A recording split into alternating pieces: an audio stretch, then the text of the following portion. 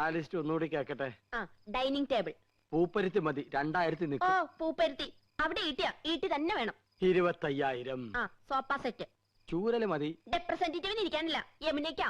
Cushion തന്നെ വേണം, കുതിച്ചു പോകണം. അതിന് കുതിരപ്പുറത്ത് കയറിയ തമാശകള കൂട്ട്. 25,000. ബ്രിഡ്ജ്. പാലോ അതും വേണോ? അവർക്ക് നടന്നു വന്നാ പോരെ? അതല്ലെന്ന്, തണുപ്പിക്കുന്ന ഒരു സാധനം ഇല്ലേ? Fridge 9,000. TV. Black and white പോരെ? കളർ തന്നെ വേണം. 10-20 അടി നീളം വേണം. 10-20 അടി നീളോ? ഇഞ്ചായിരിക്കും. ഇഞ്ച്. ഒയറില്ലാത്ത ഫോൺ, അതൊരെണ്ണം മതി. മൊബൈല്. ഒയറില്ലാത്തോണ്ട് വില കുറവായിരിക്കും. അയ്യോ, ഇനി മടക്കല്ലേ, ഒടിഞ്ഞു. തൽക്കാലം ഇത്രയൊക്കെ മതി. ഇനി ഇതിന് പണം ഉണ്ടാക്കാനുള്ള വകുപ്പും കൂടി പറഞ്ഞു തന്നെ. മൊത്തം പണം കൈ വെച്ചോണ്ടാണോ എല്ലാരും ഇതൊക്കെ മേടിക്കുന്നത്? ഇൻവെസ്റ്റ്മെന്റ് വാങ്ങണം. ഇൻസ്റ്റാൾമെന്റ്. അതെങ്കിൽ അത് അങ്ങനെ ആവുമ്പോ മാസം തോറും ഈസി ആയിട്ട് അടയ്ക്കാം. അല്ലെങ്കിൽ കടം വാങ്ങണം, പലിശ കൊടുക്കണമെന്നല്ലേ ഉള്ളൂ. എന്താ മുൻഷി പരമേശ്വരൻ പിള്ളയുടെ മകനെ കടം കിട്ടില്ലെന്നുണ്ടോ?